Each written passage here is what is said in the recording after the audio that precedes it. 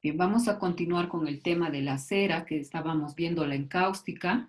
Voy a continuar mostrándoles, ¿se acuerdan que estábamos proyectando unas imágenes de las que estábamos hablando y ahí ya se nos terminó la clase? Entonces les voy a compartir la pantalla para que podamos seguir viendo estas imágenes.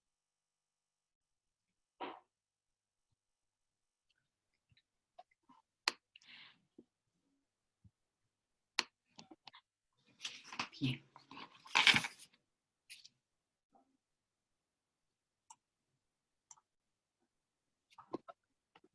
Ya, los que van entrando me dan su nombre, por favor, para que les registre. ¿Quién es? ¿Ha entrado alguien? Portugal, dice. ¿Quién es Portugal? Portugal, Nicolás Portugal, profe.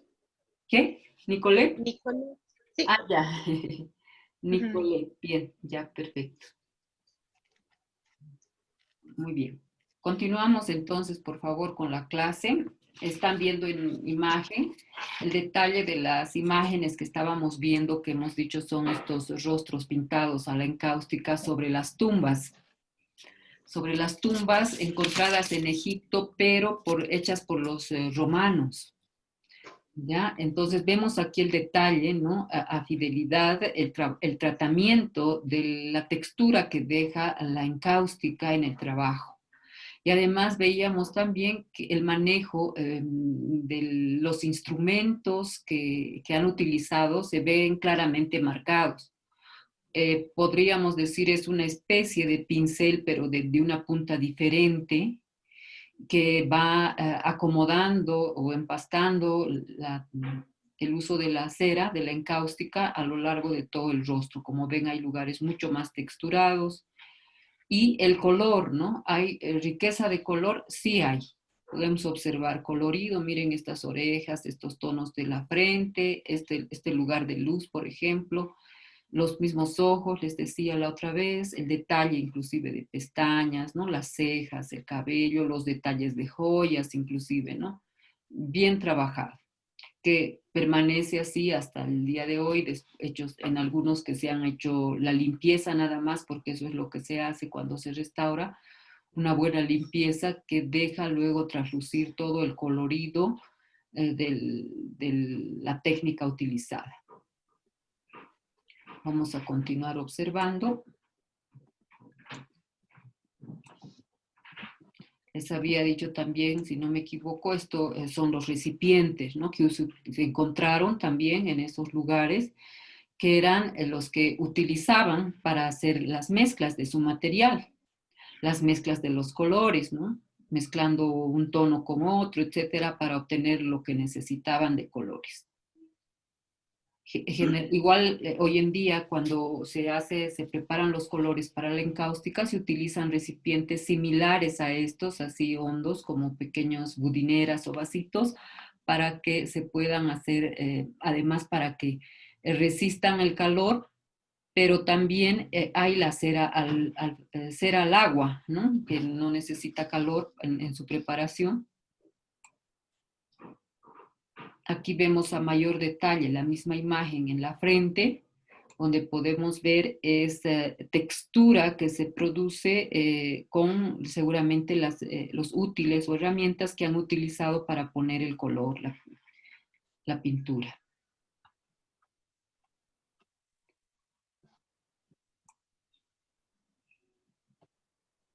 Continuamos con la misma imagen, el detalle del ojo agrandado, vean ustedes.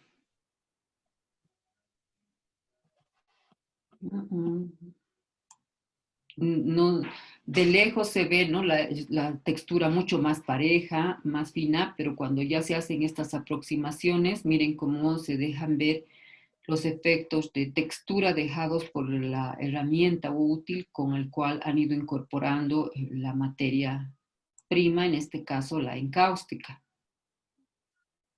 Aquí hay un detalle, habíamos hablado en la parte histórica que según los relatos de Plinio, se sabe que habían dos métodos, uno trabajado con espátula en el llamado cestrum y cauterium. El cauterium era una especie de calentador que utilizaban los romanos, ¿no? Donde podían preparar su material de cera, en este caso, y aplicaban sobre madera o sobre marfil. Hay trabajos sobre madera y sobre marfil.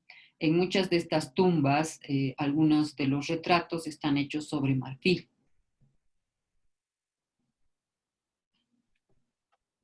Después se puede utilizar también con pinceles, generalmente pinceles de cerdas más duras, estas sustancias licuantes que se llaman producto de la mezcla de la cera con la resina y algún otro aglutinante, lo cual se podía utilizar una base alcalina, según los estudios que se han hecho, o también se podía utilizar una esencia volátil. Y estas ambas, la utilización de estas sustancias van a determinar que la encáustica sea en caliente o en frío, la técnica en caliente o en frío, que es muy diferente de hablar de la técnica de la cera encáustica hecha al calor, ¿no? Que se utiliza caliente, que la encáustica que se realiza al agua. La encáustica caliente, esta que se utiliza con resinas, generalmente se va a utilizar como disolvente aguarrás o trementina para lavar los pinceles y todos nuestros instrumentos. Cambio la encáustica al agua, se utiliza el agua como disolvente y para mezclar, para lavar nuestras herramientas igual mientras está fresca la cera, se puede lavar tranquilamente. Vamos a profundizar en esto de la técnica de la encáustica al agua. Aquí estamos viendo algún tipo de cera virgen, como ustedes ven, de acuerdo a algunos procedimientos antiguos, a lo que llamaban ellos cera púnica, que tenía un proceso de trabajo, como ven aquí, ¿no? La cera virgen, tras 2 hervores con agua de mar y nitrato de potasio, ¿no? Cómo va transformándose la cera, tras 4 hervores con agua de mar y nitro, tras 5 días de sol, tras 10 días de sol, miren, es lo que se obtiene la cera púnica o purificada, o limpia, más blanqueada.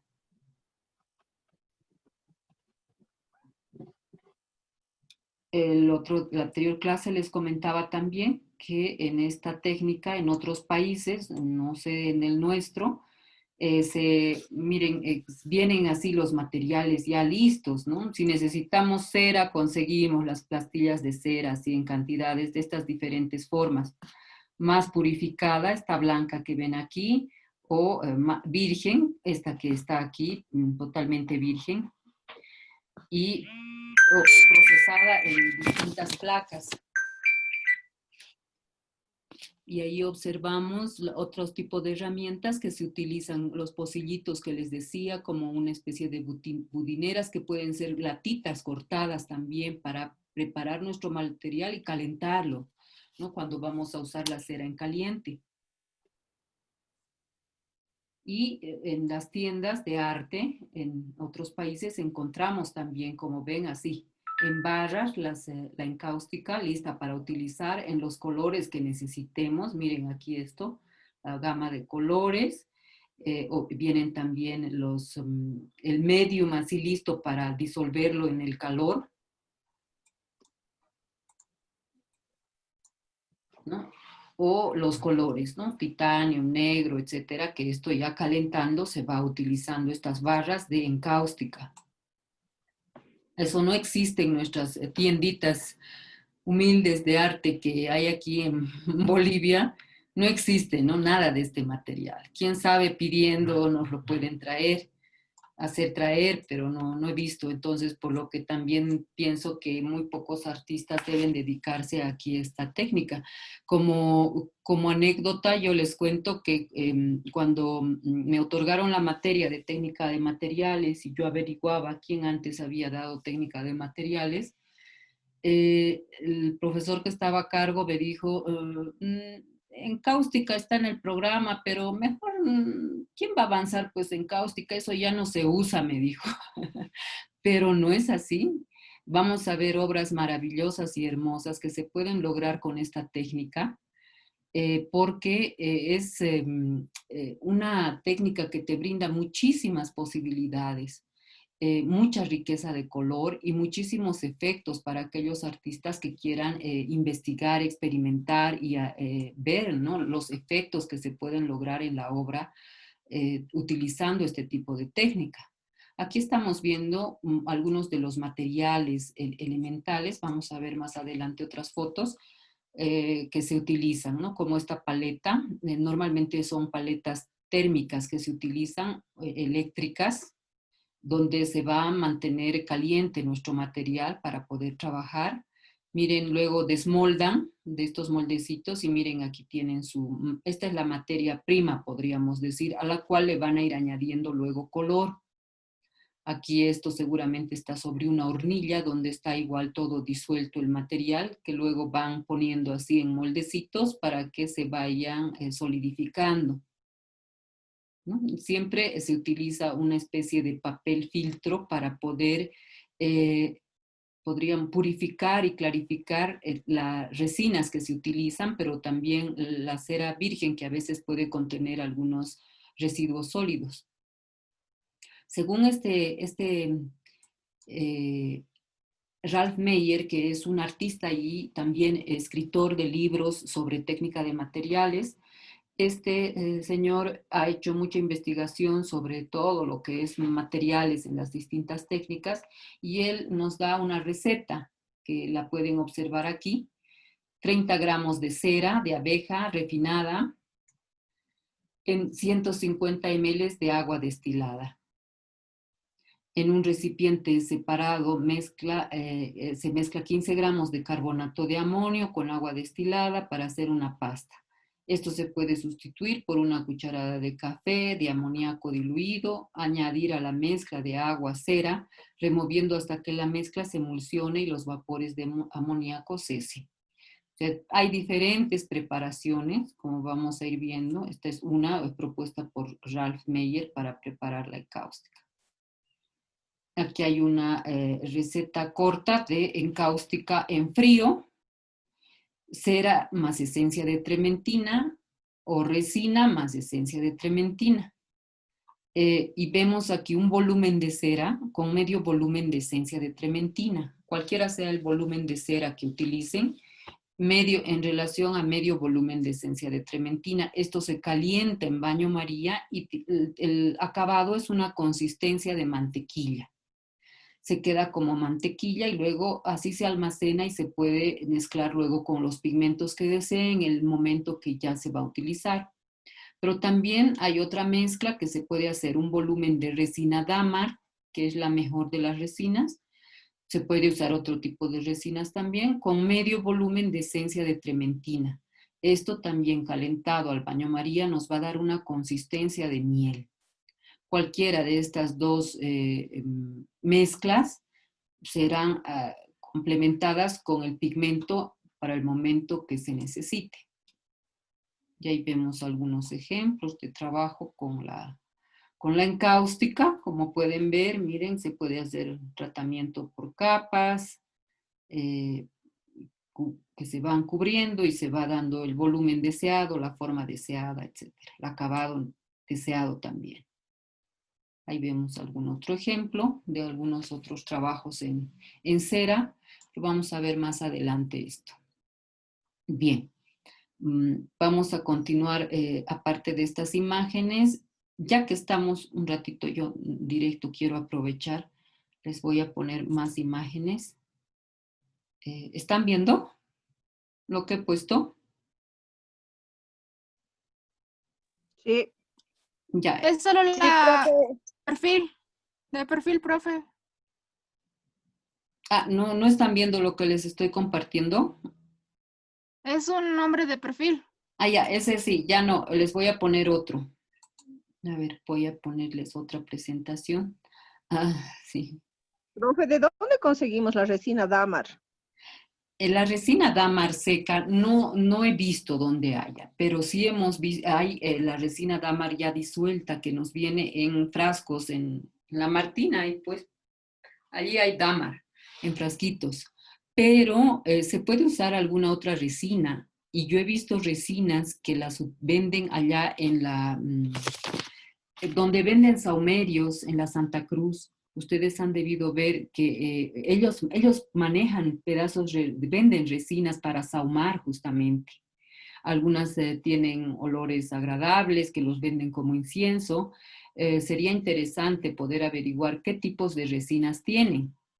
Ustedes van a distinguir fácilmente porque hemos avanzado esto en materia de de quinto semestre. Cuando hemos hablado de resinas, les he mandado fotitos, ¿no es cierto?, de distintos tipos de resinas que vienen como piedritas transparentes, en algunos casos medio blanquecinas, medio amarillentas o cafés. Esas son las resinas que normalmente se las derrite al calor con la trementina. Una vez que esto se disuelve en el calor, se cuela y eso es lo que se utiliza. Gracias. Un ratito voy a compartirles otra pantalla. Continuando con las imágenes en esta parte. Ratito, por favor, aquí se pierden mis pantallas. Esta la cerraré mejor. Esta la cierro y a ver qué me aparece. Ratito. Aquí no aparece, pero voy a poner este mismo escritorio y aquí me va a aparecer. No, esta no es. Esta no es. Aquí está. Ahora sí, ¿no? Voy a avanzar hasta la parte de, como estábamos hablando de los materiales, voy a continuar en esta parte para darle un poquito de secuencia. Ya. Les estaba, bueno, artistas nuevamente me ha aparecido aquí esto, ahorita vamos a ver. Aquí está. Lo que quiero que vean es esto. Que les había dicho, ¿no? Se utiliza normalmente una paleta térmica que es termorregulable además.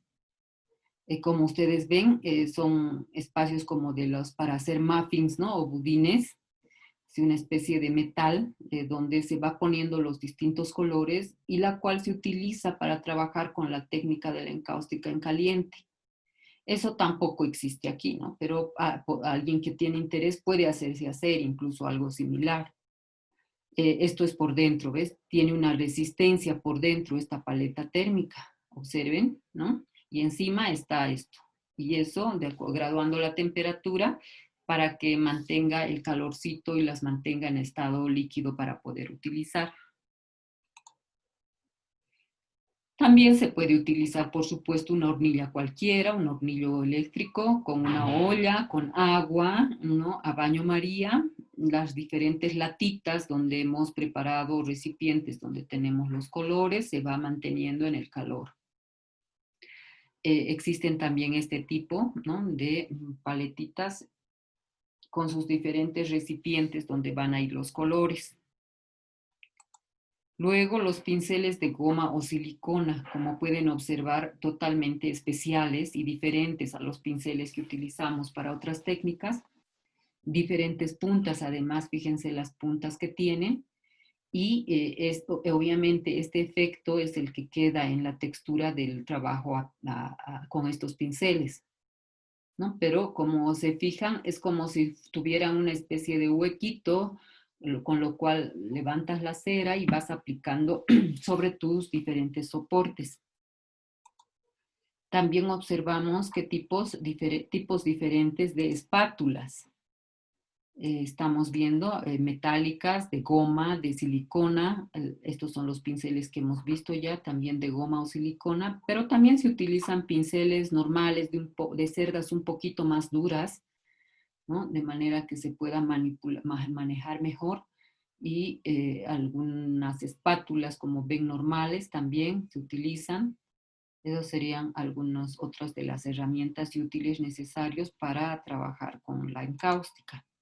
Otro elemento importante e indispensable para la encáustica al calor, al caliente, cuando se trabaja caliente, es la secadora, ya sea abierta o con su salida dirigida, para trabajar una vez puestos los colores, ¿no? La materia sobre el soporte, necesitamos ir calentando para conseguir y fundir colores, conseguir efectos, haciendo aparecer los colores que hemos puesto debajo, etcétera. Se va utilizando la secadora como una herramienta muy importante y útil para calentar nuestro trabajo ya colocado en el soporte. Aquí vemos otras puntas que se van utilizando. Como ven, esto es una especie de soldador esto, que nos sirve muy bien, estos que tienen punta, para poder hacer trazos inclusive sobre el trabajo ya colocada la cera sobre el soporte, para poder hacer esgrafiados, raspados, etc. Y diferentes tipos de puntas que se pueden cambiar en estas herramientas, ¿no? Que se puedan conseguir y las cuales van a ayudarnos a producir efectos y texturas en el trabajo. Lo mismo, elementos térmicos como una plancha. Normalmente existen planchas especiales para la encáustica.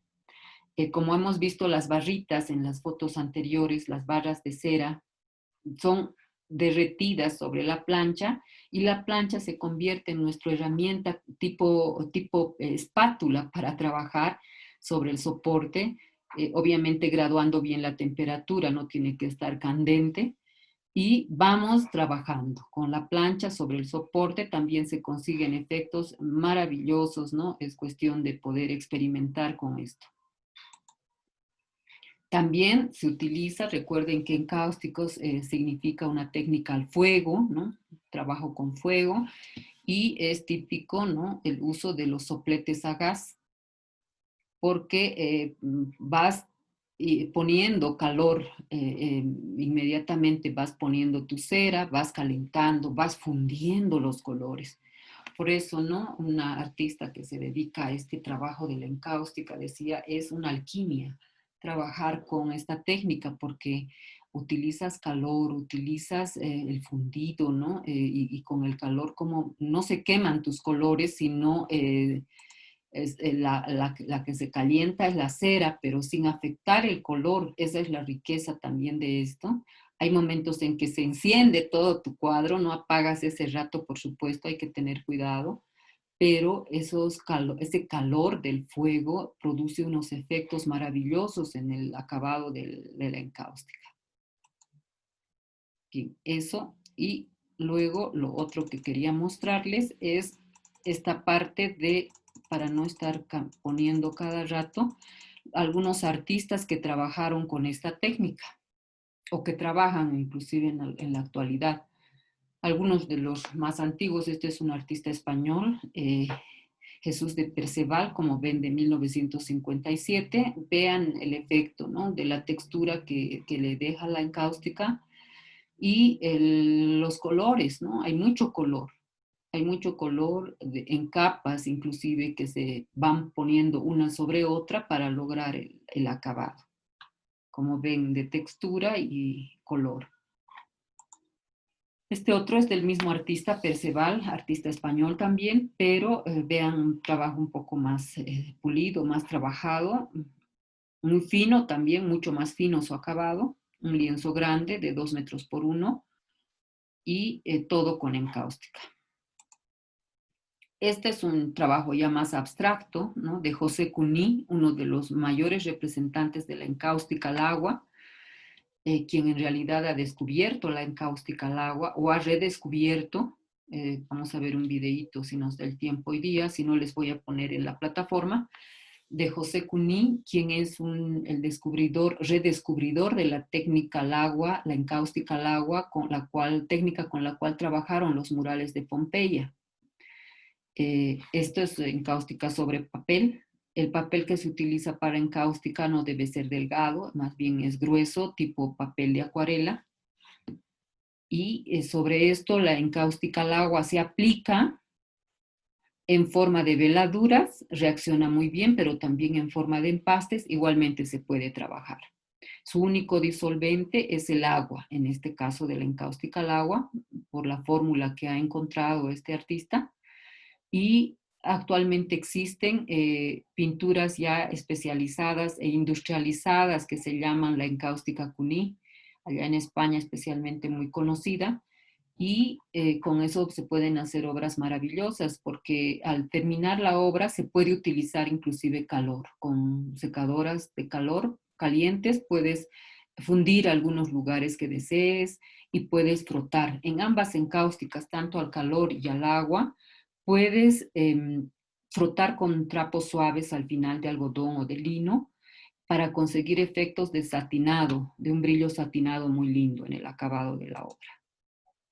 Este es otro de los trabajos también de José Cuní, antiguo. Estamos hablando, él empezó a difundir la técnica de la encáustica al agua en 1962 aproximadamente, pero nadie le hizo caso. Fueron sus hijos quienes años más tarde empezaron a volver a sacar a la luz los estudios de su papá, para dar a conocer que realmente lo que había encontrado José Cuní es toda la composición química de la técnica utilizada en los murales de Pompeya. Aquí vemos a José Antonio de Requena, también, como ven, mucho colorido de los pigmentos de la encáustica. También es un artista español. José María Sicilia, otro artista español, óleo y encáustica sobre tabla, usando más transparencias y veladuras, más bien en este su trabajo. Tiene muchas formas así, estilo florales, este artista, todo con encáustica. Esto también es del mismo autor, un políptico. Otro artista muy conocido es Jasper Johns, que trabajó y exaltó, dio impulso a la encáustica en Estados Unidos.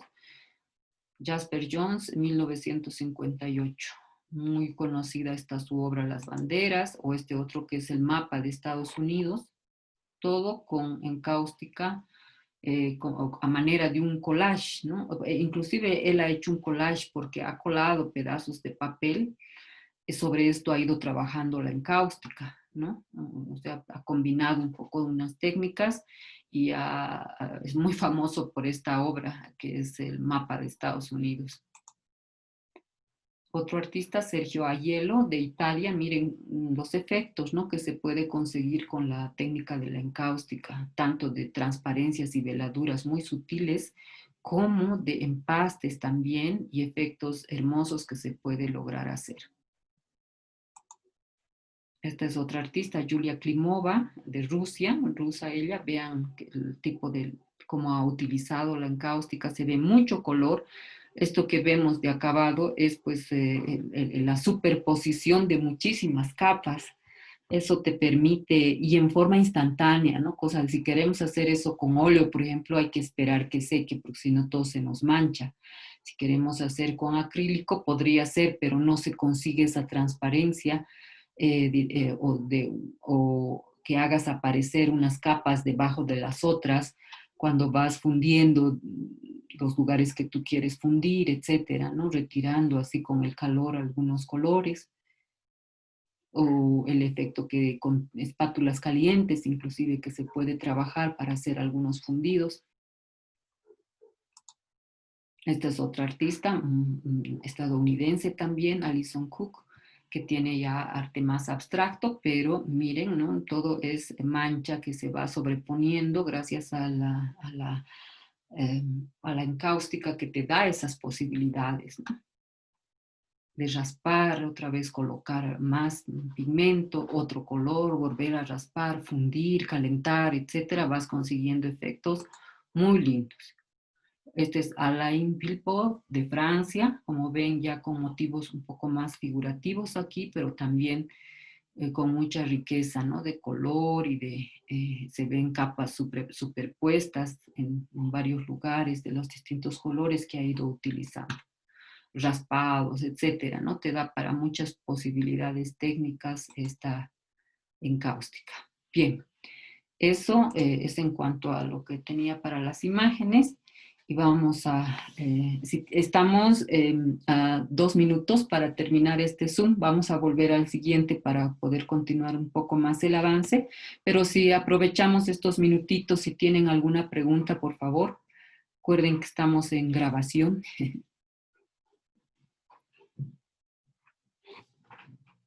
¿Alguien quiere comentar algo, preguntar? Aprovechen este tiempito restante hasta que volvamos al siguiente. Sí, adelante, Betty. Sí, no me queda muy claro cómo se aplica en sí la técnica, digamos que cuando es al frío o cuando es al caliente, es decir, ¿cuál sería la diferencia? Porque cuando es al caliente, es decir, no incorporas el agua, ¿verdad? ¿No? Sí, Solamente pero la cuando es en mantequilla. caliente tienes que usar tu paleta, por eso hay esas paletas térmicas, por ejemplo, por eso estás con tu hornilla ahí y tu agua en baño María y calentando tus pigmentos ahí para utilizar en caliente. La técnica en frío es cuando no necesitas del calor, lo que has obtenido es ya sea una mezcla tipo mantequilla o tipo, como nos decía ahí, tipo miel, que Entre mentira. no necesitas calentar para utilizar. Entonces directamente mezclas los pigmentos y aplicas en forma más pastosa, ¿no? O en forma un poco más líquida, pero no necesitas ya calentar, que es muy diferente de la encáustica al agua.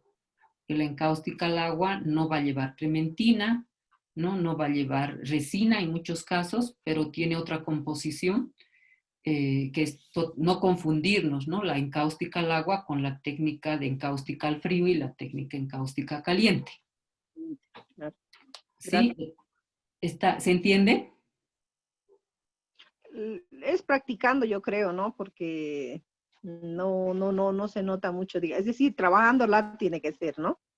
Sí, y experimentando, porque todo lo que vemos ahora es la experimentación de otros artistas que se han preocupado, como hemos visto al principio, de rescatar esta técnica, que es una técnica muy antigua, y poder investigar, ver sus posibilidades, mezclar con diferentes componentes y finalmente obtener, ¿no? Por eso también ya existe industrializada la encáustica en otros países, como les digo, lista para el uso. Y normalmente lo que vemos ahí son ya solidificada como velas, ¿no es cierto? La encáustica como velas de color, que nada más si vas a usar al calor, obviamente tienes que derretirlas, ¿no?